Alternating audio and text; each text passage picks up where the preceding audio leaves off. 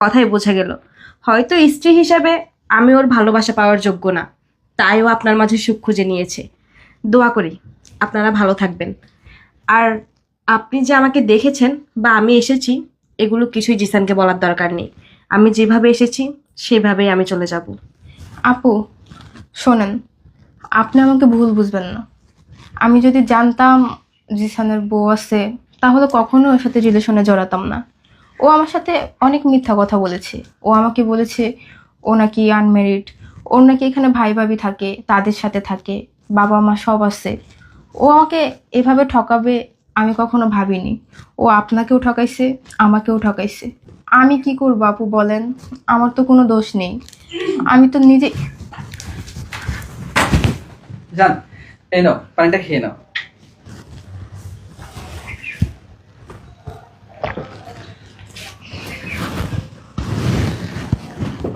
জান, তুমি তো জানো ভাই ভাবির কারণে আমি তোমাকে কখনো আমার বাসায় নিয়ে আসতে পারি না।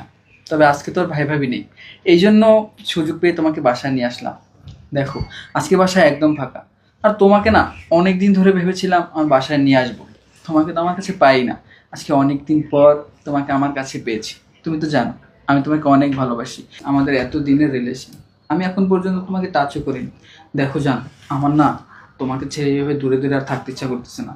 আমার না তোমাকে আমার অনেক কাছে পেতে ইচ্ছা করতেছে। চলো না আমরা বিয়ে করে ফেলি। হ্যাঁ, বিয়ে তো করবে, আগে আমাকে ডিভোর্স দাও। কি ব্যাপার, তুমি এইখানে?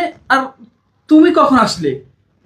কেন, আমাকে দেখে অবাক হচ্ছ নাকি আমি ওর সাথে খুব বেশি প্রবলেম হয়ে গিয়েছে? না না, প্রবলেম কেন হবে? তোমাকে দেখে তো আমি সারপ্রাইজ হয়ে গেলাম। যাই হোক, ও আমার ফ্রেন্ড বৃষ্টি। আচ্ছা আচ্ছা, একটু আগে কি যেন বলছিলে, বিয়ে করবে, ওকে ছাড়া থাকতে পারছো না। বিয়ে করো, সমস্যা নেই। আগে আমার সাথে ডিভোর্সটা কমপ্লিট করে তারপর ধুমধাম করে দুজনে বিয়ে করে সংসার করো। আমি তো তোমাকে অনেক ভালোবাসি। বেয়াদব, একদম আমাকে টাচ করবি না। একটু আগে কি যেন বললি, ও তোর ফ্রেন্ড। ফ্রেন্ডকে মানুষ কিভাবে বলে?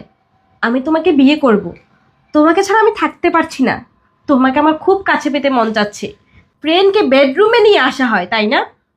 এই বেয়াদব, এই বেঈমান, কিভাবে পারলি তুই আমার সাথে এরকম কাজটা করতে? এই কাজটা করার আগে একবারও আমার কথা তোর মনে পড়েনি? আমি কার জন্য এত কষ্ট করি, কাদের জন্য আমি রাত দিন পরিশ্রম করি, কাদের জন্য আমি টাকা ইনকাম করছি? শুধুমাত্র আমাদের সংসারের জন্য, যাতে আমরা দুজন ভালোভাবে বাঁচতে পারি। আমি আমার পরিবারের বিরুদ্ধে গিয়ে